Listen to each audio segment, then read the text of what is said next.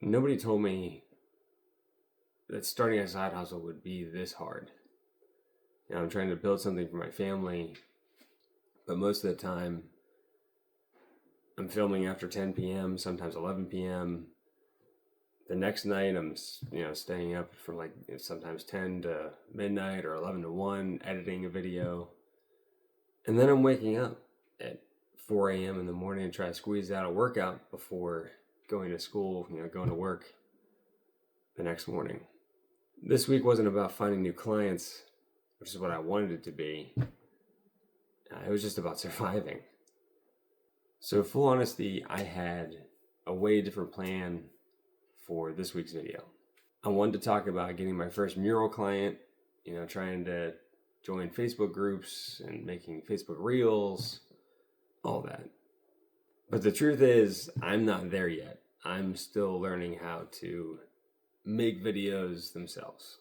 Recording feels awkward to me. Thumbnails take forever. Editing is more time consuming than making your painting mural itself. And doing that all after my kids go to bed, it's a lot. When I recorded my first video last week to post to this channel, it was a Thursday night. I had my phone positioned in front of me, I had my computer in front of me, and I sat there for the first hour rewriting the script that I thought I had ready to go. I didn't even start filming myself until I think it was around midnight that night. I had work the next day, being that it was a Friday and I'm a school teacher and typically we don't have Fridays off. I kept thinking about the video I made the night before and how I feel like I really wasn't looking at the camera whenever I was talking, which is typically what I do when I'm concentrating, trying to think of words to say when I'm talking. So Friday night, I re-recorded myself. I tried to go through the same script, although it never works out that way. The way you want it, you always end up saying different things than what you originally planned on saying. So I hope it worked out the way I wanted it to. So Friday night, I re-recorded myself and stayed up way later than I planned on staying up, editing the video on top of filming myself because I felt like I already lost the night and I wanted to get what I planned on getting done that night, which was editing the video. So it was one less thing I had to do moving forward. And then I spent the next 2 nights, Saturday night and Sunday night, trying to figure out how to make the audio sound better on my videos. I don't have a mic, and I'm sure it doesn't sound professional when I'm talking on these videos. So I tried to find some sort of free software to make my voice sound better. I really didn't find much other than maybe one little tweak I could make to the sound, and I don't think it even did anything, which was a huge kind of waste of time. I could have probably been done with my video a lot sooner. I plan on just doing these videos week by week anyway. So I'm using CapCut. CapCut is not as user-friendly as it should be for a person like me. In a lot of ways, I feel like my wife would be a lot better at this.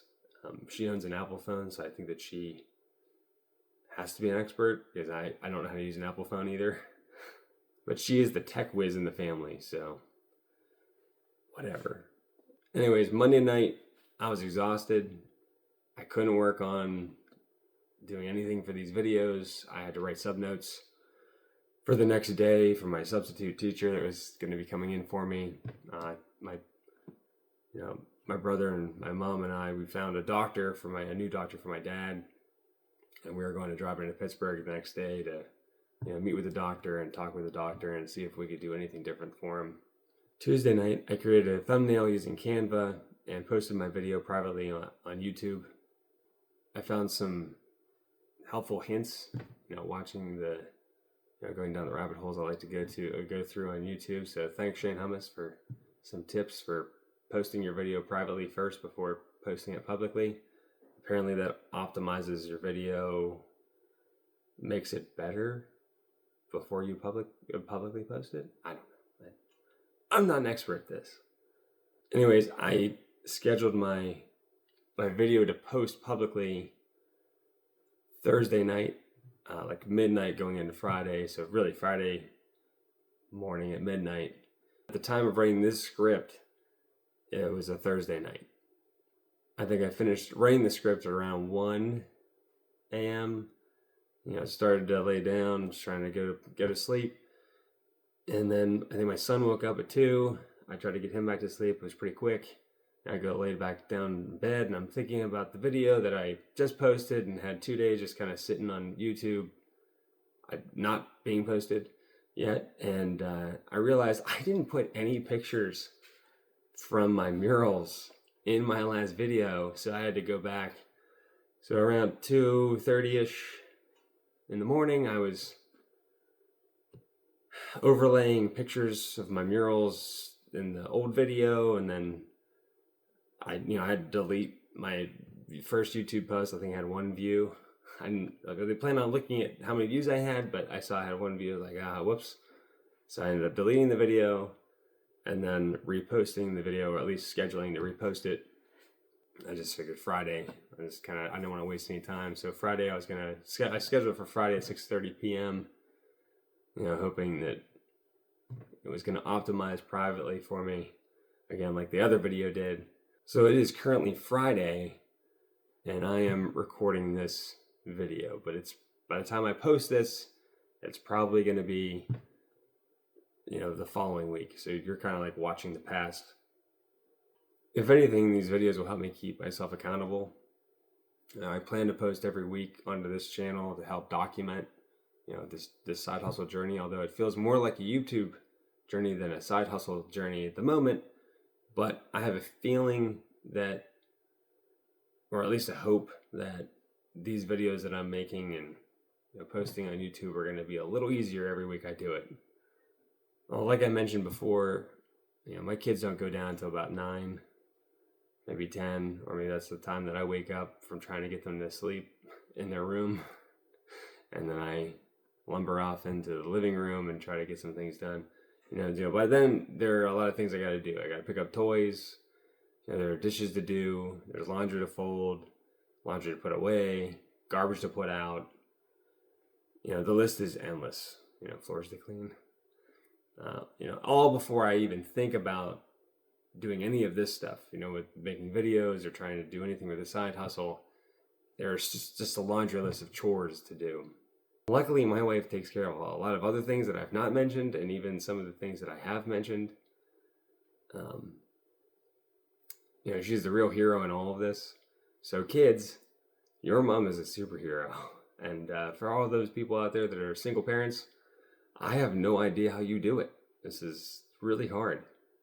The really crazy thing is, I want to do this. I want to have kids, obviously, but I want this side hustle to work. I want my kids to see what persistence looks like. Yes, making YouTube videos is hard. It seems like a full-time job in and of itself, but I feel like I have to do this to keep me on track of my main goal, which is creating and executing Walls by Wes. The purpose of making these videos goes further than the side hustle itself. It goes further than Walls by Wes. I want my kids to see that their dad was able to create something from nothing. I want them to see that going the extra mile is worth it. And above all, I want them to realize that their mom and their dad love them very much. They love them more than anything. We would do anything for them to succeed. If that means getting way less sleep in order to get a dream off the ground and potentially make their dreams come true in the future, so be it. Don't get me wrong, I do find time for myself. I enjoy working out and staying in shape.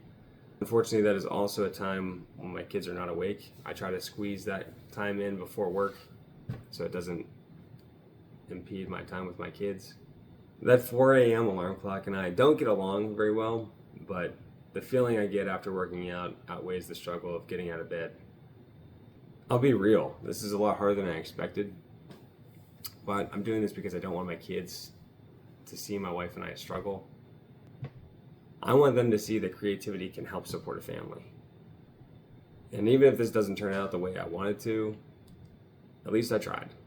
Over the years of teaching, I cannot count the number of students I've come across that are afraid to fail, especially in front of others, which I totally get.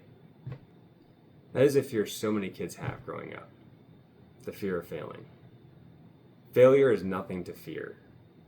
Failure opens the door for growth. And whether I succeed or fail in this journey, my hope is that my kids will learn from it.